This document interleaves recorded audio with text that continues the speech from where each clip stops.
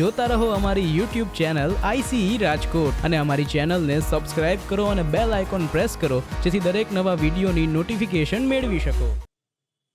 નમસ્કાર વિદ્યાર્થી મિત્રો, ICE ના YouTube ચેનલ પર હું હિરેન સાકરિયા આપ સૌનું હાર્દિક સ્વાગત કરું છું। મિત્રો, આજે આપણે જે કરંટ અફેર્સના ટોપિક પર ચર્ચા કરશું એમાં પ્રથમ જે છે કે આયુર્વેદના ભાગના રૂપમાં સર્જરી। અત્યાર સુધી શું હતું કે આયુર્વેદમાં સામાન્યતઃ અલગ અલગ 3 સબ્જેક્ટ છે, જે કયા છે હું તમને કરંટમાં જણાવીશ। એના ઉપર સર્જરી ને બધું એના ઉપર ધ્યાન દેવામાં આવતું, પણ તાજેતરમાં જે નિયમ રહેલો છે એમાં સરકારે સુધારો કર્યો છે, એટલે કે અધિસૂચના જાહેર કરી અને એમાં અલગ અલગ ઘણા બધા વિષય જે કહેવાય કે વિષય રહેલા છે સર્જરી માટેની પરમિશન ને બધું આપવામાં આવેલું છે, તો એના ઉપર આપણે ચર્ચા કરવાના છીએ। સેકન્ડ છે કેન્દ્ર સરકાર અર્થવ્યવસ્થા, કેન્દ્ર સરકારનું જે નાણાં મંત્રાલય છે, ફાઇનાન્સ મિનિસ્ટ્રી છે, એને માહિતી આપી છે કે ભારતીય અર્થવ્યવસ્થા જે છે એ વી આકારે રિકવર થઈ રહી છે। તો કયા કયા આકારે અર્થવ્યવસ્થા રિકવર થતી હોય છે એની ટોટલી માહિતી આપણે મેળવવાના છીએ। ત્રીજો અગત્યનો જે ટોપિક રહેલો છે મિત્રો કે ગ્લોબલ ટીચર પ્રાઇઝ 2020। તાજેતરમાં તમે બહુ કરંટમાં સાંભળ્યું હશે કે એક ટીચરને કંઈક વૈશ્વિક લેવલનો એક એવોર્ડ મળ્યો છે, જેમાંથી ઘણી બધી ધનરાશિઓ એની સાથે જે કોમ્પિટિટર હતા એને અર્પણ કરેલી છે। તો મિત્રો, આ જ પ્રકારનો જે એવોર્ડ રહેલો છે એની ચર્ચા કરીશું। કોને મળ્યો છે એવોર્ડ, કોના દ્વારા અપાયો છે, શું વિશેષતા છે એ પણ માહિતી મેળવવાના છીએ। તો ચાલો મિત્રો, આજના કરંટ અફેર્સની આપણે હવે શરૂઆત કરીએ। તો પ્રથમ જે ટોપિક રહેલો છે કે આયુર્વેદના ભાગના રૂપમાં સર્જરી શા માટે કરંટમાં છે, તો કે તાજેતરમાં સરકારે આયુર્વેદના જે પીજી સ્ટુડન્ટ્સ હોય, પીજી વિદ્યાર્થીઓ એટલે કે પોસ્ટ ગ્રેજ્યુએટ કરતા જે પણ વિદ્યાર્થીઓ રહેલા છે એના માટે અનિવાર્ય સર્જિકલ પ્રક્રિયાના સંદર્ભમાં અધિસૂચના જાહેર કરી છે। અધિસૂચના એટલે શું થાય કે જે પણ ઓલરેડી એક્ટ હતો, જે પણ સૂચના હતી એની અંતર્ગત હજી કંઈક એનો જે દરજ્જો છે, જે વ્યાપ જે છે એ વધારવામાં આવ્યો છે। એનો મતલબ શું થશે કે જે પણ પોસ્ટ ગ્રેજ્યુએટ જે પણ સ્ટુડન્ટ્સ રહેલા છે એને અનિવાર્ય રૂપે એટલે કે ફરજિયાત રૂપે સર્જિકલ પ્રક્રિયાનો અભ્યાસ ને બધું હવે કરવાનું જરૂરિયાત રહેશે। જોઈએ આ વિશેની માહિતી મિત્રો આગળ। આયુર્વેદમાં સર્જરીની સ્થિતિ શું રહેલી છે, તો આયુર્વેદની અંતર્ગત શૈલ્ય ચિકિત્સાની અલગ અલગ 2 શાખાઓ છે। શૈલ્ય ચિકિત્સા એટલે કે સર્જરી। જો આપણે સામાન્ય સર્જરી શબ્દનો ઉપયોગ કરીએ છીએ, પણ એનું પ્યોર ગુજરાતી અથવા તો જે પહેલા યુઝ થતો શબ્દ હતો એ શૈલ્ય ચિકિત્સા હતો। તો આયુર્વેદની અંતર્ગત શૈલ્ય ચિકિત્સા છે એ 2 શાખામાં વિભાજિત છે, જેમાંની પહેલી છે શલ્યતંત્ર, જે સામાન્ય શૈલ્ય ચિકિત્સાઓથી સંબંધિત છે, એટલે કે સામાન્ય જે પણ સર્જરી નાની મોટી હોય એનાથી સંબંધિત હોય તો એને શું કહેવાય છે, શલ્યતંત્ર તરીકે ઓળખવામાં આવે છે। અને બીજી કઈ શાખા છે, તો બીજી જે શાખા રહેલી છે મિત્રો એ છે શલાક્ય તંત્ર। જો યાદ રાખજો મિત્રો, એક છે શલ્યતંત્ર અને એક છે શલાક્ય તંત્ર। બંને કોની શાખા છે, તો યાદ રાખો બંને શૈલ્ય ચિકિત્સાની શાખા છે। જે આયુર્વેદમાં શૈલ્ય ચિકિત્સા એટલે કે સર્જરીની જે વાત કરવામાં આવેલી છે એની 2 શાખા રહેલી છે। તો શલાક્ય તંત્રમાં શેનો સમાવેશ થશે, તો એમાં આંખ, કાન, નાક, ગળું તથા દાંત આ વગેરેથી સંબંધિત જે પણ સર્જરી હશે મિત્રો એનો સમાવેશ જે છે એ શલાક્ય તંત્રની અંતર્ગત કરવામાં આવે છે। તો યાદ રાખજો, શલ્યતંત્રમાં સામાન્ય જે પણ સર્જરી રહેલી હોય, નાનું મોટું લાગતું હોય તો એ પ્રકારની જે સર્જરી છે એ શલ્યતંત્રમાં, અને શલાક્ય તંત્રની અંતર્ગત આંખ, કાન, નાક, ગળું તથા દાંત વગેરેથી સંબંધિત જે પણ સર્જરી હશે એ સમાવિષ્ટ હશે। તો આયુર્વેદની અંતર્ગત શૈલ્ય ચિકિત્સાની આ 2 શાખાનો ઉલ્લેખ કરવામાં આવેલો છે, જો બહુ ઇમ્પોર્ટન્ટ સાબિત થશે।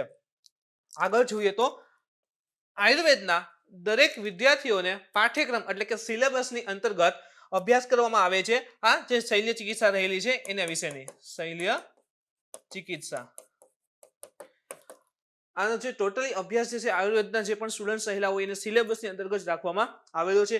તેમાંથી કેટલાક વિદ્યાર્થીઓ વિશેષજ્ઞ મેળવી આયુર્વેદિક સર્જન બન્યા છે। જો જે પોસ્ટ ગ્રેજ્યુએશન હોય એ કમ્પ્લીટ કરે છે, એના પછી માસ્ટર થાય એટલે કે એમાં માસ્ટરી મેળવે છે અને સર્જન બનતા હોય છે। આગળ જોઈએ એના વિશે તો કે અધિસૂચના પહેલા પીજી વિદ્યાર્થીઓ માટે નિયમ, એટલે કે તાજેતરમાં આપણે જોયું કે કરંટમાં એ માટે છે કે ભાઈ આયુર્વેદના જે પણ સ્ટુડન્ટ્સ રહેલા છે, પીજી ના સ્ટુડન્ટ્સ રહેલા છે એના માટે કંઈક સરકારે જે નિયમ રહેલો છે એમાં કંઈક ફેરફાર કર્યો છે, એનો વ્યાપ જે છે વધારવામાં આવ્યો છે।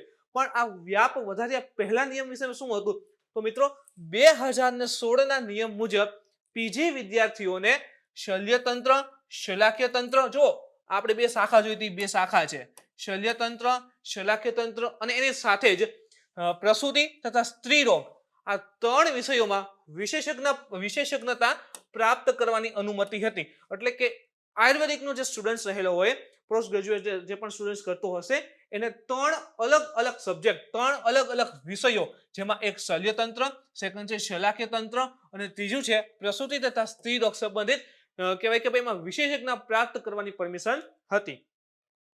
ત્યારે તો કે આ 2016 નો જો નિયમ હતો એના મુજબ તાજેતરમાં સુધારો થયો. પહેલા આપણે એની પહેલાની વાત કરીએ છીએ. તો એ પહેલા આ પ્રકારે તે સ્ટુડન્ટ્સને જે વિશેષજ્ઞતા દેવામાં આવતી હતી. આ ત્રણેય ક્ષેત્રોમાં મુખ્ય સર્જિકલ પ્રક્રિયા સંમિલિત થાય છે. આ ત્રણેમાં શેનો અભ્યાસ? તો ખાસ કરીને જે પણ સર્જરી થઈ રહી હોય છે, સર્જરી થાય છે એનો અભ્યાસ જે સંમિલિત થાય છે, એનો અભ્યાસ કરાવવામાં આવતો હોય છે. પણ યાદ રાખો લિમિટેડ છે. જો 3 અલગ અલગ સબ્જેક્ટ છે, શલ્યતંત્ર છે, શલાક્ય તંત્ર છે તથા પ્રસૂતિ અને સ્ત્રી રોગ સંબંધિત જે પણ કહેવાય કે રોગની વાત હોય તો એ વિષયની અંતર્ગત છે. જે તે પીજી આયુર્વેદની અંતર્ગત જે પણ પીજી કરતો વિદ્યાર્થી હોય, પોસ્ટ ગ્રેજ્યુએટ કરતો વિદ્યાર્થી હોય, એને વિશેષજ્ઞતા પ્રાપ્ત કરવાની પરમિશન હતી. આ ત્રણેય વિષયોના વિદ્યાર્થીઓને MS ની ડિગ્રી આપવામાં આવતી. મિત્રો આ MS નું ફૂલ ફોર્મ શું થાય છે ને એ તમારે કોમેન્ટ કરીને જણાવજો. બહુ સહેલો પ્રશ્ન છે, પણ છતાં પણ કોમેન્ટ કરીને જણાવજો કે વિદ્યાર્થીઓને MS ની ડિગ્રી છે આપવામાં આવતી હતી. આગળ જોઈએ તો કે અધિસૂચનામાં નવીનતા. આપણે કીધું કે 2016 નો નિયમ હતો એના મુજબ કંઈક જોગવાઈ જોઈએ કે ભાઈ અલગ અલગ 3 હતા. શલ્ય ચિકિત્સા હતું, શલાક્ય તંત્ર હતું, પ્રસૂતિ તથા સ્ત્રી રોગ સંબંધિત જે પણ વિષય રહેલા હતા એમાંથી માસ્ટરી કરી શકતા, વિશેષજ્ઞતા મેળવી શકતા. આ 2016 ના નિયમ પ્રમાણે વાત હતી. પણ આ નિયમમાં અધિસૂચના એટલે કે નવું શું ઉમેરવામાં આવ્યું છે એના વિશે વાત કરીએ તો અધિસૂચનામાં 58 સર્જિકલ પ્રક્રિયાનો ઉલ્લેખ છે. અલગ અલગ પ્રકારની કુલ 58 સર્જરીનો ઉલ્લેખ કરવામાં આવેલો છે. જેમાં પીજી વિદ્યાર્થી માટે પ્રશિક્ષિત કરવા અને સ્વતંત્ર રૂપથી સર્જરી કરવાની ક્ષમતા જે છે એ મેળવવાની વાત કરેલી છે. એટલે કે આયુર્વેદની અંતર્ગત જે પણ પોસ્ટ ગ્રેજ્યુએટ કરતો વિદ્યાર્થી હશે એની આ અલગ અલગ પ્રકારની જે 58 સર્જરીની વાત કરી છે એમાં એ માસ્ટર બને અને એની રૂપથી એ જે કહેવાય કે સર્જરી કરવાની ક્ષમતા ડેવલપ કરે એની માટેની વાત કરવામાં આવી છે. શેમાં? તો કે જે નવો અધિનિયમ જાહેર કરાયો છે એની અંતર્ગત અધિસૂચનામાં જીન શલ્ય ચિકિત્સાનો ઉલ્લેખ કરવામાં આવ્યો છે. મિત્રો ઇમ્પોર્ટન્ટ વાક્ય છે, હાઇલાઇટ કરી લેજો તમારી નોટમાં કે આ નવી જે અધિસૂચના છે એમાં જીન શલ્ય ચિકિત્સા, જેને આપણે જીન ટેકનોલોજી કહીએ છીએ ને, જીન ટેકનોલોજી, એનો ઉલ્લેખ કરવામાં આવ્યો છે આયુર્વેદની અંતર્ગત. પહેલા જેવું આપણે 3 જ અલગ અલગ સબ્જેક્ટ હતા, હવે એમાં જીન શલ્ય ચિકિત્સા છે એનો પણ ઉલ્લેખ કરેલ છે, જે પહેલેથી જ આયુર્વેદના પાઠ્યક્રમમાં ભાગ તો હતો. થોડા ઘણા રૂપે આયુર્વેદના સિલેબસ જે હતો એમાં ભાગ હતો, પણ હવે સ્પેશિયલી એની અંતર્ગત માસ્ટરી માટેનો ઉલ્લેખ જે છે આ નવી અધિસૂચના જે જાહેર થઈ છે એની અંદર કરવામાં આવેલ છે. તો મિત્રો આ મોટો સુધારો છે. યાદ રાખો કે જે નવી અધિકતમ જે કહેવાય ને કે સૂચના આપેલી છે કે જે એક્ટ હતો એનો વધારો કરવાની વાત કરવામાં આવી છે, એની અંતર્ગત જીન શલ્ય ચિકિત્સાનો ઉલ્લેખ કરવામાં આવ્યો છે. હવે રોગીઓને આનો ફાયદો શું? કે ભાઈ આ નવો અધિનિયમ જે છે એમાં ફેલાવો કર્યો છે, જે અધિનિયમ છે એમાં ફેલાવો કર્યો એટલે કે એનો વ્યાપ વધાર્યો છે, એનાથી ફાયદો શું મળશે એ જ ઇમ્પોર્ટન્ટ છે. તો મિત્રો રોગીઓને આયુર્વેદિક ચિકિત્સકોની ક્ષમતાઓ વિશેની માહિતી મળશે. એની સાથે જ સ્કિલ સેટને સ્પષ્ટ રીતે પરિભાષિત કરેલ છે. આની અંતર્ગત જો કોઈ પણ વ્યક્તિ હોય, જે પણ રોગી વ્યક્તિ હોય, કાંઈ પણ રોગ થાય તો ડોક્ટર પાસે જતા હોય, આપણે શું કરીએ? જે પણ ડોક્ટર પાસે જાય છે એની લાયકાત કેવી છે, ભાઈ કેવો ડોક્ટર છે, એ એક વાર દવા આપશે મટી જશે કે વારંવાર એની પાસે દવા લેવા જવું જ જોશે, આપણે પહેલા એ વિચાર કરતા હોય. તો શું થશે કે એ ક્ષમતા કેટલી છે વ્યક્તિની, જે પણ ચિકિત્સક રહેલી છે ક્ષમતા, તેની ક્ષમતા વિશેની માહિતી જે છે એ પણ આના દ્વારા મળી શકશે. હવે અલગ અલગ પ્રકારની સર્જરીમાં માસ્ટરની બધું કરવામાં આવશે તો એ જે વ્યક્તિ હશે, જે પણ સ્ટુડન્ટ રહેલો છે, ક્ષમતામાં શું થશે? ડેવલપમેન્ટ થશે. આની સાથે સ્કિલ સેટને પણ સ્પષ્ટ રીતે આની અંતર્ગત પરિભાષિત જે છે કરેલી છે. મિત્રો આના ઉપર પ્રશ્ન કેવો સંભવ છે જોઈએ તો આયુર્વેદમાં શલ્ય ચિકિત્સાની 2 શાખા, એક શલ્યતંત્ર અને એક છે શલાક્ય તંત્ર છે. ઓકે, એક સેન્ટેન્સ આપેલું છે. સેકન્ડ સેન્ટેન્સ શું છે? તો કે મહર્ષિ ચરકને આયુર્વેદના પિતા કહેવામાં આવે છે. જો જરૂરી નથી હોતું કે જે ટોપિક છે એમાંથી જ પ્રશ્ન પૂછે. શક્ય છે કે હિસ્ટોરિકલી ઇમ્પોર્ટન્ટ હોય તો એના હિસ્ટ્રીમાં છે અને એની સાથે એનો સંબંધ બતાવવામાં આવે. જેમ કે આયુર્વેદની વાત થઈ રહી છે તો આયુર્વેદના પિતા તરીકે કોને ઓળખવામાં આવે છે એનો અહીં ઉલ્લેખ કરવામાં આવેલ છે. તો અહીં લખેલું છે કે મહર્ષિ ચરકને આયુર્વેદના પિતા કહેવામાં આવે છે.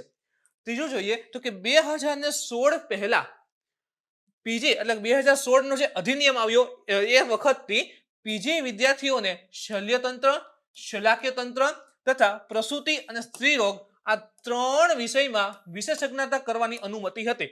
કીધું એ મુજબ તાજેતરમાં એનો વ્યાપ વધારી દેવાયો છે, પણ એની પહેલા એઝ પર 2016 2016 જે નિયમ આવ્યો એના મુજબ માત્ર ને માત્ર 3 સબ્જેક્ટ અલગ અલગ રહે છે, આમાં વિશેષજ્ઞતા કરવાની પરમિશન હતી. ઓકે, ચોથું સેન્ટેન્સ આપેલું છે કે નવા જાહેર થયેલ અધિસૂચનામાં 58 સર્જિકલ પ્રક્રિયાઓનો સમાવેશ કરવામાં આવેલો છે. તો મિત્રો પહેલું વાક્ય તો આપણે જોયું હતું કે ભાઈ શલ્યતંત્ર અને શલાક્યતંત્ર સાચું છે. સેકન્ડ જે છે કે મહર્ષિ ચરકને આયુર્વેદના પિતા કહેવામાં આવે છે. તો મિત્રો એ પણ નોટ કરી દો, એ વાક્ય સાચું છે.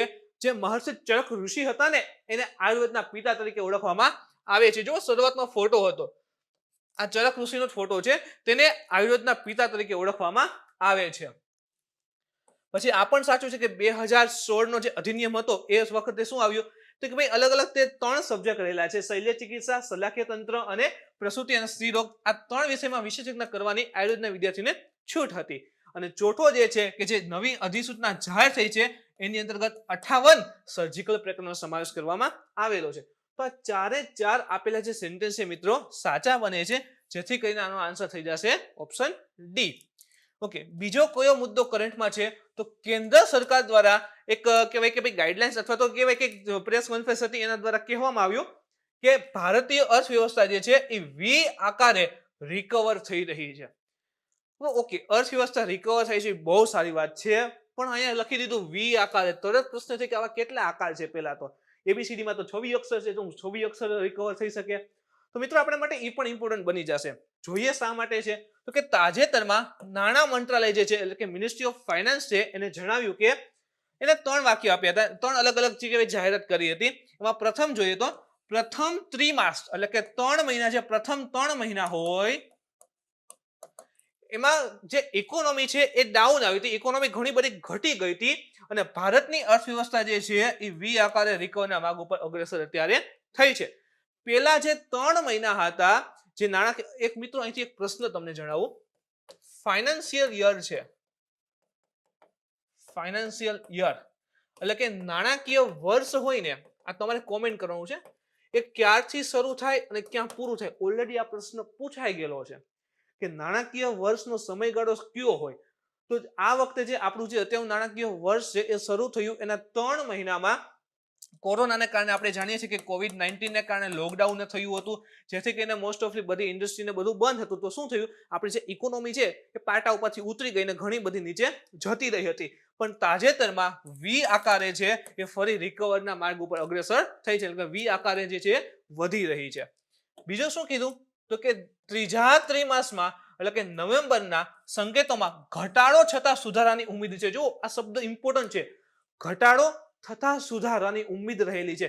એટલે કે આપણી જે ઇકોનોમી રહેલી છે એ ડાઉન છે. ધારી લો કે આ રીતે હોય જીડીપી અને એની સામે સમય મુજબ એની વધવી જોઈએ, એની બદલે શું છે અત્યારે ડાઉન તો છે, એટલે કે ઘટાડો તો છે છતાં સુધારાની ઉમ્મીદ છે. એટલે કે ઇકોનોમી ઓલરેડી ડાઉન થઈ ગઈ હતી, જેટલી હોવી જોઈએ એના કરતાં ઘણી નીચે વહી ગઈ હતી. પણ હા, વહી ગઈ એ વાત સાચી છે, એટલે કે ઘટી તો ગઈ છે પણ છતાં સુધારાનું એટલે કે હવે પાછું જે નોર્મલ થવા ઉપર રહેલી છે એ ઉમ્મીદ રહેલી છે કે ભારતીય અર્થવ્યવસ્થા છે ફરી પાછી જે નોર્મલ થવા ઉપર આવી ગઈ છે. એટલે જો આ શબ્દ ઉપર હાઇલાઇટ છે કે ઘટાડો છતાં સુધારાની ઉમ્મીદ રહેલી છે. શા માટે તો કે અત્યારે જણાય છે કે વી આકારે જે છે ઇકોનોમી જે છે આપણી રિકવર થઈ રહી છે. ત્રીજું શું કહે છે તો કે અર્થવ્યવસ્થામાં રિકવરી માટે અનલોક પ્રક્રિયાની સાથે સાથે કુશળ પ્રોત્સાહન ઉપાયો માટે શ્રેય દેવામાં આવી રહ્યો છે. આપણે અનલોક તો અલગ અલગ જોયા કે ભાઈ અનલોક 1 2 3 4 અલગ અલગ પ્રકારના અનલોક છે જે થઈ રહ્યા છે. અનલોકમાં શું થાય કે ભાઈ અલગ અલગ સ્તરે ઓપન કહેવાય કે જીમ છે, થિયેટર છે અથવા ઇન્ડસ્ટ્રી છે એ ઓપન કરવાની છૂટ આપવામાં આવે છે. તો અનલોક તો થયા છે એટલે ધીરે ધીરે બધું જે છે એ પાછું પહેલા હતું વ્યવસ્થિત તો થઈ રહ્યું છે, પણ એની સાથે જ જે પ્રોત્સાહનના ઉપાયો જે છે એ પણ કહેવામાં આવે છે.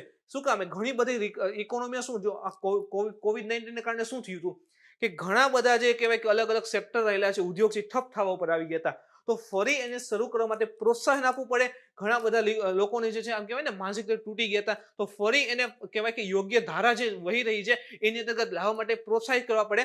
તો અનલોક તો ફાયદારૂપ બન્યું છે, પણ એ સાથે જે પણ પ્રોત્સાહન માટે જે પણ પગલાં લેવામાં આવે છે ને એ ફાયદારૂપ છે. જેમ કે જો માત્ર એવું નહીં કે સરકાર દ્વારા કહે કે ચલો આમ કરો તેમ કરો. સરકારે ઘણી બધી એક્ટિવિટી લીધી, જેમ કે એને નિમ્ન સ્તરથી ટોપ લેવલ સુધી અલગ અલગ પ્રકારે લોનની સુવિધા ઉપલબ્ધ કરાવી હતી, અલગ અલગ વ્યાજના દરે. આપણે જાણીએ છીએ એનાથી શું થાય કે ભાઈ લોન ને એવું બધું અવેલેબલ કરે છે તો જે તે વ્યક્તિ હોય એની જે આર્થિક વ્યવસ્થા છે એ સુધરી શકે, એનું જે ઇકોનોમી છે એ સુધરી શકે, એના ઘરની પરિસ્થિતિ સુધરી શકે. તો આ પ્રકારે એને પ્રોત્સાહિત કરવામાં આવ્યા છે અને ધીરે ધીરે જે છે આપણી જે ઇકોનોમી છે એ રિકવર થઈ રહી છે. હવે મિત્રો જોઈએ તો આર્થિક રિકવરીના આકાર આપણે જોયું કે અત્યારે વી આકારે રિકવર થઈ રહી છે. તો આવા કયા આકાર છે? તો એમાં પ્રથમ જે છે એ ઝેડ આકાર રહેલો છે. ઝેડ આકારે રિકવરી જોઈએ તો કે ઝેડ આકારે રિકવરીમાં સૌથી આશાવાદી હોય છે. આ રિકવરી જે છે સૌથી આશાવાદી હોય છે, જેમાં અર્થવ્યવસ્થા જે રહેલી છે એ ઘટ્યા પછી ઝડપી વૃદ્ધિ થાય છે. જુઓ આ ગ્રાફમાં, જુઓ આ જીડીપી છે અને આ સમય છે. હવે જો આ જીડીપી રહેલી છે શરૂઆતમાં વધે છે, પછી કોઈના કોઈ કારણસર જો ઘટે છે, ઇકોનોમી ઘટી ગઈ, ઓકે, ફરી પાછી વધે છે, જીડીપી વધે છે, ઓકે, નોર્મલ થઈ ગઈ અને ફરી પાછી ઝડપથી વૃદ્ધિ પામે છે અને પાછી કહેવાય કે ભાઈ અચલિત થઈ જાય છે, એટલે કે કોઈ એક સ્થાન ઉપર ફિક્સ થઈ જાય છે. તો તમે જોઈ શકો છો કે ઘટી ગઈ અને પછી ઝડપથી એમાં વધારો થાય છે અને ફરી પાછી છે નોર્મલ થઈ જાય છે. તો આ પ્રકારની જે કહેવાય કે ગ્રાફ રહેલું છે, આ પ્રકારની જે ઇકોનોમીની રિકવરી હોય તો એને આપણે ઝેડ આકારે રિકવરી કહીએ છીએ. સેકન્ડ જોઈએ તો વી આકારે રિકવરી. જે અત્યારે ભારતની અર્થવ્યવસ્થા જે છે એ રિકવરી થઈ રહી છે એ કઈ છે? તો કે વી આકાર છે. જોઈએ એમાં શું હોય તો કે અર્થવ્યવસ્થા તીવ્રતાથી પૂર્વ સ્થિતિ પ્રાપ્ત કરે છે. પૂર્વ સ્થિતિ એટલે કે પહેલા જે પરિસ્થિતિ હતી એ જ પ્રકારની પરિસ્થિતિ જે છે એ ફરીથી પ્રાપ્ત થાય છે. જેમ કે જો ભારતીય જીડીપી છે જે આ પ્રકારે હતી, પછી આ કોરોનાને કારણે લોકડાઉનને થયું તો શું થયું કે જીડીપી ઝડપથી ઘટી ગઈ અને ફરી અત્યારે અનલોક અને પ્રોત્સાહન અથવા તો અલગ અલગ પ્રકારની યોજનાઓના કારણે ફરી જે છે રેગ્યુલર થઈ રહ્યું છે. તો વી આકારે ફરી જે છે એ પ્રગતિ કરી રહી છે અને એક સમય પછી ફરી નોર્મલ થઈ જશે. તો આ જે આકાર રહેલો છે એ વી આકાર હોવાથી એને વી આકાર રિકવરી છે કહેવામાં આવે છે. આગળ જોઈએ યુ આકારે રિકવરી. એમાં શું હોય છે તો કે અર્થવ્યવસ્થા ઘટવા, સંઘર્ષ કરવાના અને કેટલાક સમય સુધી ઓછા અથવા તો ધીમા વિકાસના દરે આગળ વધે છે અને પછી તમે જો તો સામાન્ય સ્તર પર પહોંચે છે. જો આ જીડીપી રહેલી છે, પછી ઘટે છે ઝડપથી.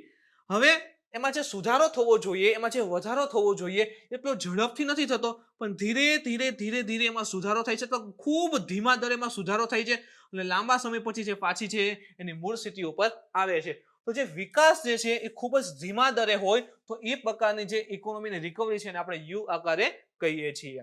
એના પછી જોઈએ તો ડબલ્યુ આકારે રિકવરી. એમાં શું કહે છે તો કે જોખમયુક્ત હોય છે. સૌથી વધારે જોખમ આ પ્રકારની જે ઇકોનોમી રિકવરી થતી હોય એના અંતર્ગત હોય છે. તેમાં વિકાસના દરમાં ઘટાડો તથા વધારો થાય છે અને ફરીથી ઘટે છે અને ફરીથી વૃદ્ધિ કરે છે. જો સમજો, તમે ગ્રાફ સમજો, આકૃતિ સમજો એટલે તમને મગજમાં બેસી જ જશે. ધારો કે આ દેશની જીડીપી રહેલી છે, પછી શું થાય છે તો કે જીડીપી નોર્મલ હોય છે બદલે શું થાય છે? ઘટે છે. ઓકે, ઘટી ગયા પછી પાછી વધે છે અને પછી પાછી ઘટે છે અને ફરી પાછી વધે છે. તો અહીં એ જ છે કે વિકાસના દરમાં ઘટાડો થયો, આ વિકાસના દરમાં ઘટાડો થયો તથા ફરી વધારો થયો, ફરી વધારો થયો તથા ફરીથી ઘટે છે, આ ફરીથી ઘટે છે અને ફરી છે વૃદ્ધિ કરે છે અને ફરી વૃદ્ધિ કરે છે અને લાંબા સમય પછી જે છે પાછી જે છે જીડીપી છે નોર્મલાઇઝ થાય છે. તો આ તમે આકાર જુઓ તો ડબલ્યુ શેપ જેવો રહેલો છે, એટલે એને આપણે કહીએ છીએ ડબલ્યુ આકારે ઇકોનોમીની રિકવરી. એના પછી જોઈએ તો એલ આકારે રિકવરી. સૌથી ખરાબમાં ખરાબ જો ઇકોનોમીની જે રિકવરી હોય ને તો એલ આકારે છે. શા માટે? જો કે સૌથી ખરાબ છે, જેમાં અર્થવ્યવસ્થા જે છે એ ઘટ્યા બાદ વિકાસ નિમ્ન સ્તર પર પહોંચી જાય છે. જુઓ આ જે ઇકોનોમી જીડીપી રહેલી છે પછી શું થાય છે? ઘટે છે. ઘટી ગયા પછી જે નોર્મલ વધારો થવો જોઈએ, વૃદ્ધિ થવી જોઈએ, એ થતી નથી, પણ લાંબા સમય સુધી ઘટાડો યથાવત રહે છે. જે કહેવાય કે અર્થવ્યવસ્થા ડાઉન થઈ ગઈ છે, લાંબા સમય સુધી બની રહે છે. તો શું થયું કે ઇકોનોમીમાં વૃદ્ધિ આવતી નથી, વિકાસ થતો નથી. હવે લાંબા સમય સુધી દેશમાં ડેવલપમેન્ટ ન થાય, ઇકોનોમીની વ્યવસ્થિત ન થાય, જીડીપીમાં વધારો ન થાય તો એ દેશની સ્થિતિ કેવી થઈ જાય? ખરાબ થઈ જાય છે. તો સૌથી ખરાબ આ પરિસ્થિતિ વાળી ઇકોનોમી છે કહેવામાં આવે છે. તો યાદ રાખો એલ આકારે રિકવરી છે સૌથી ખરાબ માનવામાં આવે છે. એના પછી છે ઝે આકારે રિકવરી. હવે આમાં શું કહે છે તો કેટલીક હદ સુધી તમે જુઓ તો કે અવાસ્તવિક હોય છે, એટલે કે દેખાય નહીં કે ઝડપથી ઘટે છે કે શું, એટલે કેટલીક હદ સુધી છે જે અવાસ્તવિક હોય અને પછી તેમાં નિમ્ન સ્તરે પહોંચ્યા પછી તીવ્રતાથી સામાન્ય સ્તર પર આગળ વૃદ્ધિની પ્રસિદ્ધિ હોય છે. જો આ જે જીડીપી રહી છે હવે શું થાય છે કે ધીરે ધીરે ધીરે ધીરે ઘટે છે.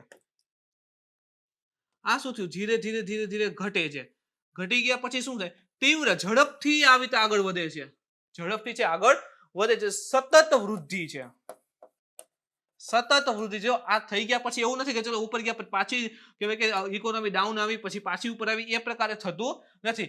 એક વખત જે ઇકોનોમી પાટે ચડે છે તો સતત ને સતત એમાં વૃદ્ધિ થાય છે અને વૃદ્ધિ કેવી થાય છે તો કે જે નોર્મલ હતી એના કરતા પણ વધારે આગળ થઈ જાય છે, એટલે કે સામાન્ય સ્તરથી પણ આગળ વૃદ્ધિની પ્રવૃત્તિ હોય છે. જે સામાન્ય હોવી જોઈએ એના કરતા પણ ઇકોનોમી છે સારી બની રહે છે. તો આ પ્રકારે જે છે જે આકારે રિકવરી રહેલી હોય છે. તો મિત્રો આના પ્રશ્ન કેવો થઈ શકે કે નીચેના ગ્રાફ કેવી અર્થવ્યવસ્થા દર્શાવે છે. હવે આ તો તમને સમજાઈ ગયો છે ટોપિક, એટલે ખૂબ સારું થઈ ગયું કે તરત જ આકૃતિ આવશે કે સમજાઈ જશે કે અચ્છા આ જે આકારે છે, આ ડબલ્યુ આકારે છે, એલ આકારે છે, વી આકારે છે, તરત જ જણાઈ જશે. પણ અચાનક જ્યારે આ પ્રકારનો પ્રશ્ન આવે ત્યારે પ્રશ્ન છે કે આ પ્રકારે જે યુ એલ આકાર રિકવરી શું હોય છે. તો મિત્રો એકદમ સરળ થઈ ગયું છે. હવે તો આ પ્રકારની જે આકૃતિ હતી યાદ આવી જોઈએ કે તરત જ જે આકારે જે છે રિકવરી છે થાય છે અર્થવ્યવસ્થા. આનો સાચો આન્સર શું થઈ જશે, એ આન્સર થઈ જશે. આપણે જોયું કે ભાઈ જે આકારે રિકવરીનો ગ્રાફ જે છે એ આ રીતે હોય છે. ઇવન જે નોર્મલ હોય એના કરતા પણ વધારે વૃદ્ધિ છે એ જે આકારે રિકવરીમાં દેખાતી હોય છે. તો એના પછીનો અગત્યનો મુદ્દો છે મિત્રો ગ્લોબલ ટીચર પ્રાઇઝ 2020, જે ખૂબ લાંબા સમયથી કરંટમાં રહેલ છે. ઇવન સૌથી ચર્ચાનો વિષય બની ગયેલ છે. શિક્ષકની વાત આવે ને મિત્રો, કારણ કે શિક્ષક છે એ કહેવાય કે ભાઈ આખી દુનિયામાં સૌથી ઇમ્પોર્ટન્ટ છે, કે કોઈ પણ વ્યક્તિ હોય એની સફળતામાં ક્યાંક ને ક્યાંક એના શિક્ષકનો ફાળો તો રહેલો હોય છે. તો શિક્ષકની વાત આવે છે એટલે ઇમ્પોર્ટન્ટ તો બની જાય છે. મહારાષ્ટ્રના જે સોલાપુર ગામ રહેલું છે એના એક પ્રાથમિક શિક્ષક, એનું નામ છે રણજીતસિંહ ડિસાલે. યાદ રાખજો, રણજીતસિંહ ડિસાલે. એને ગ્લોબલ ટીચર પ્રાઇઝ 2020 ના વિજેતા બન્યા છે. મહારાષ્ટ્રમાંથી એક ગામમાંથી આવે છે, પ્રાથમિક શિક્ષક છે અને જે વૈશ્વિક એટલે કે ગ્લોબલ ટીચર પ્રાઇઝ છે એના વિજેતા તેઓ બન્યા છે. જોઈએ આપણે પહેલા તો ગ્લોબલ ટીચર પ્રાઇઝ વિશે શું હોય છે એમાં. તો કે તેના મુજબ એટલે કે જે આ પ્રાઇઝ જીતે છે એને $1 મિલિયન પુરસ્કાર રાશિ આપવામાં આવે છે, એટલે કે ધનરાશિ આપવામાં આવે છે. $1 મિલિયન અમેરિકન ડોલરની ધનરાશિ છે જે વિજેતા બને છે એને આપવામાં આવે છે. અને તે પુરસ્કાર પ્રતિ વર્ષ દરેક વર્ષે અપાય છે. જો આ પણ યાદ રાખવું છે કે બાયએન્યુઅલ છે, એટલે કે 2 વર્ષે આપે છે, 1 વર્ષે આપે છે, કે વર્ષમાં 2 વાર આપે છે. તો દરેક વર્ષે આપવા વાળો પુરસ્કાર છે અને એમાં ધનરાશિ કેટલી આપે છે તો $1 મિલિયન. તો $1 મિલિયન પુરસ્કાર રાશિ આપવામાં આવી છે. તથા આ પુરસ્કાર આપે છે કોને તો કે પ્રતિ વર્ષ એક એવા અસાધારણ શિક્ષકને પ્રદાન કરવામાં આવે છે જેને શિક્ષકના હેતુ ઉત્કૃષ્ટ અને યોગદાન આપેલું, શિક્ષણ હેતુ ઉત્કૃષ્ટ યોગદાન આપેલું હોય તો એવા વ્યક્તિને પ્રતિ વર્ષ આજે એવોર્ડ જે ગ્લોબલ ટીચર પ્રાઇઝ એ આપવામાં આવે છે. શિક્ષણ હેતુ અસાધારણ એટલે કે ખૂબ જ ઊંચા કાર્ય કર્યા હોય તો એવા વ્યક્તિને આના માટે એવોર્ડ આપવામાં આવે છે. પુરસ્કાર કોના દ્વારા અપાય છે આપણે જોયું કે ભાઈ પુરસ્કાર આપવામાં આવ્યો છે, પુરસ્કારમાં શું છે પણ જોયું, પણ કઈ સંસ્થા આપે છે તો કે આ પુરસ્કાર જે છે એના સંસ્થાપક છે વર્કી ફાઉન્ડેશન. યાદ રાખો, વર્કી ફાઉન્ડેશન જે એક પ્રકારની વૈશ્વિક ધાર્મિક સંસ્થા છે, ધર્મ સંસ્થાન રહેલી છે અને તથા તે શિક્ષકના માપદંડોમાં સુધાર લાવવા પણ કેન્દ્રિત છે. જો છે કે એક ધર્મ સંસ્થાન છે છતાં શિક્ષકના જે માપદંડ હોય એમાં સુધાર લાવવા માટેનું આ જે કાર્ય છે એ વર્કી ફાઉન્ડેશન કરે છે અને એના દ્વારા એવોર્ડ આપવામાં આવે છે. તથા આ પુરસ્કારમાં તમે જુઓ કે યુનેસ્કો જે છે, યુનેસ્કો આપણે જાણીએ છીએ કે જે સંયુક્ત રાષ્ટ્ર છે એની એજન્સી છે, યુનેસ્કોની ભાગીદારીમાં આયોજિત કરવામાં આવે છે. વર્કી ફાઉન્ડેશન જે છે એ મુખ્ય છે. આ વર્કી ફાઉન્ડેશન જે છે એ યુનેસ્કોની ભાગીદારી સાથે આ કાર્યક્રમને આયોજિત કરે છે અને આખા વિશ્વમાં જેને શિક્ષણ કાર્ય માટે ઉત્કૃષ્ટ યોગદાન આપેલું હોય, અસાધારણ પ્રગતિ કરેલી હોય તો એવા વ્યક્તિને આ એવોર્ડ આપવામાં આવે છે, જેની અંતર્ગત $1 મિલિયન ની રાશિ આપવામાં આવે છે. ઉદ્દેશ્ય શું છે તો કે તે શિક્ષકોના મહત્વને પ્રોત્સાહિત કરે છે. શિક્ષકનું મહત્વ જીવનમાં કેટલું હોય છે અથવા તો વિશ્વમાં કેટલું રહેલું છે એને પ્રોત્સાહિત કરે છે તથા આ તથ્યને રેખાંકિત કરવાનું કાર્ય કરે છે કે દુનિયાભરના શિક્ષકો દ્વારા કરવામાં આવેલા પ્રયાસોનું સન્માન અને પ્રતિષ્ઠા આપવાની આવશ્યકતા છે. વિશ્વમાં, આખા વિશ્વમાં જે પણ શિક્ષકો પ્રયાસ કરી રહ્યા છે એના જે પ્રયાસ રહેલા છે એને પ્રતિષ્ઠા અને એનું સન્માન કરવા માટેનું આ જે કાર્ય જે છે આ ફાઉન્ડેશન કરે છે. કે જે પણ શિક્ષક રહેલા છે, જે અસાધારણ કાર્ય કરે છે, જે કોઈ પણ કહેવાય ને કે પોતાની તરફ શ્વાસ રાખ્યા વિના સમાજનો ઉદ્ધાર થાય, વિદ્યાર્થીઓનું ભલું થાય એવા ઉદ્દેશ સાથે ઉત્કૃષ્ટ કાર્ય કરે છે, તો આ પ્રકારના શિક્ષકના જે પણ યોગદાન છે, એના જે પ્રયાસ રહેલા છે એનું સન્માન થાય અને એને પ્રતિષ્ઠા મળે એ માટે આ જે વર્કી ફાઉન્ડેશન છે આ એવોર્ડ છે આપે છે. તો યાદ રાખજો કે શા માટે, તો કે જે પણ વિશ્વના જે પણ શિક્ષકો દ્વારા કાર્ય કરવામાં આવે છે એને પ્રતિષ્ઠા મળે અને એનું કહેવાય કે જે પણ પ્રયાસ છે એનું સન્માન થાય એ માટે એવોર્ડ આપે છે. રણજીતસિંહ ડોસાલેને આપણે કીધું કે તાજેતરમાં એવોર્ડ પ્રાપ્ત થયેલો છે, તો એના વિશે પણ ઇન્ફોર્મેશન મેળવીએ કે એને શું એવું કાર્ય કર્યું હતું. તો કે તેઓએ એક જર્જરિત સ્કૂલ હતી, જર્જરિત એટલે કે આમ પડું થયું હોય, તો એવી જર્જરિત સ્કૂલ હતી એને એક એવી સ્કૂલમાં પરિવર્તિત કરી દીધી કે ક્વિક રિસ્પોન્સ, આપણે કહીએ ને QR કોડ પ્રસ્તુત કરી અને મહારાષ્ટ્રની પ્રથમ સ્કૂલ બની ગઈ. એટલે જર્જરિત સ્કૂલ હતી એને QR કોડ યુક્ત બનાવી અને મહારાષ્ટ્રની આ પ્રકારની પ્રથમ સ્કૂલ બનાવી દીધી. હવે QR કોડ શું હોય છે આપણને ખબર છે કે ઓલું કે ખરીદીને કરીએ ને તેમાં આમ ટપકા આવું ચોરસ દોરેલું હોય, આમ હોય 4 વચ્ચે આમ ટપકા ને એવું હોય, આપણે સ્કેન કરીએ એટલે તરત દેખાડી દે, તો આને QR કોડ કહીએ છીએ. તો ક્વિક રિસ્પોન્સ પ્રસ્તુત કરનાર જે છે આ પ્રથમ મહારાષ્ટ્રની સ્કૂલ બની હતી. તેઓએ ન માત્ર કક્ષાની જે પાઠ્યપુસ્તક હતી, આપણે કહીએ ને કે ભાઈ 1 થી 12 ની જે પુસ્તક રહેલી હોય, તો 1 થી 12 ની જે પાઠ્યપુસ્તક હતી ને એને તો વિદ્યાર્થીઓ માટે માતૃભાષામાં કન્વર્ટ તો કરી જ આપી, પણ એની સાથે જ છાત્રોને ઓડિયો કવિતા આપી. આના સિવાય તો કે વિડીયો લેક્ચર, કહાની અને અસાઇનમેન્ટ એમ્બેડ એટલે કે બધું ભેગું કરવા વાળી એક કહેવાય કે અદ્વિતીય QR કોડનું છે નિર્માણ કર્યું કે જે કોડ આપે એને સ્કેન કરો એટલે તમારી પાસે આ બધી વસ્તુ હાજર થઈ છે. જે પણ પાઠ્યપુસ્તક છે એને માતૃભાષામાં અનુવાદ કરી દીધો, એટલે કે જે પણ વિદ્યાર્થી વાંચતો હોય તો એને પોતાની માતૃભાષામાં સમજાઈ જાય, માતૃભાષામાં વાંચે, જેથી કરીને આખો ટોપિક હોય અથવા તો કોઈ પણ કન્સેપ્ટ હોય એ સરળતાથી સમજી શકે. એની સાથે જ છાત્રોને ઓડિયો કવિતાઓ મજા આવે ત્યારે સાંભળીને એનો આનંદ લઈ શકે. વિડીયો લેક્ચર, કહાની અને અસાઇનમેન્ટ આ બધું એક જ માં આવી જાય એ પ્રકારે QR કોડ બનાવવાનું કાર્ય જે છે આ રણજીતસિંહ ડોસાલે કર્યું હતું. શિક્ષા ક્ષેત્રે સુધાર હેતુ ભારતીય પહેલ, એટલે કે આપણે જોયું કે ભાઈ અત્યારે આ પ્રકારના કાર્ય થઈ રહ્યા છે. ઘણા વિદ્યાર્થીઓને મેન્સ લખવાની હોય છે, તો મેન્સ માટે પણ ઇમ્પોર્ટન્ટ છે અને પીટી પોઈન્ટ ઓફ વ્યૂ પણ ઇમ્પોર્ટન્ટ બને છે કે આવી રીતે 3-4 સ્ટેટમેન્ટ આપી દેશે ત્યારે ખૂબ ઇમ્પોર્ટન્ટ છે આ વસ્તુ સાબિત થતી હોય કે ભારત જે છે એ શિક્ષા ક્ષેત્રે સુધાર લાવવા હતું કયા પ્રકારની પહેલ કરી રહ્યું છે. તો એક તો સૌથી ઇમ્પોર્ટન્ટ છે નેશનલ એજ્યુકેશન પોલિસી, રાષ્ટ્રીય શિક્ષા નીતિ 2020. એના પછી છે કે 2022 સુધીમાં શિક્ષા ક્ષેત્રમાં અવસંરચના એટલે કે ઇન્ફ્રાસ્ટ્રક્ચર અને જે સિસ્ટમ રહેલી છે એને મજબૂત બનાવી. જે પણ ઇન્ફ્રાસ્ટ્રક્ચર ડેવલપમેન્ટની વાત છે અને જે પણ સિસ્ટમ રહેલી છે એજ્યુકેશનની અંતર્ગત એને ખૂબ વધારે મજબૂત બનાવી એવું પણ 2022 સુધી લક્ષ્ય છે રાખ્યું છે. જેથી કરીને શું થશે કે શિક્ષા ક્ષેત્ર છે વધારે મજબૂત થશે અને જેમ શિક્ષા ક્ષેત્ર મજબૂત બનશે એમ કહેવાય કે સાક્ષરતા વધશે તો આખો એક દેશ જે છે જાગૃત બની શકશે. યુજીસી નો લર્નિંગ આઉટકમ બેસ્ડ કુલ્લિકુરમ ફ્રેમવર્ક પણ લાગુ પડેલ છે. Global initiative four academic network છે.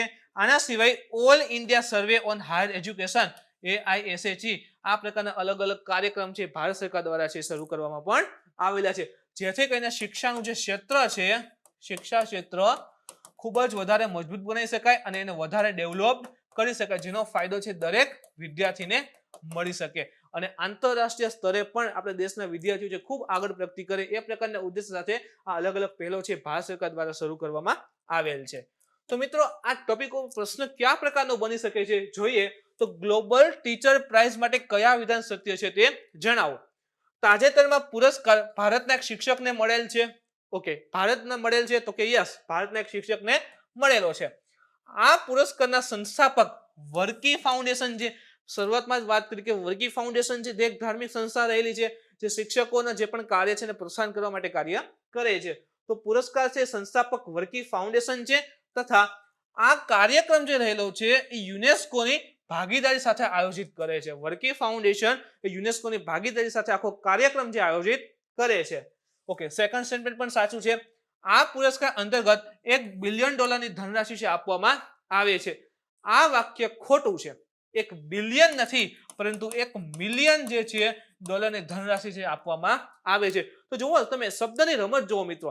બિલિયન માંથી ખાલી મિલિયન કરી નાખે અને આપણે ઉતાર એક દેખાય અને સાચું ટીક કરી આવી અને એકવાર આવું ટપકું થઈ ગયું આન્સર શીટમાં તો દુનિયાની કોઈ તાકાત ન બદલી શકે.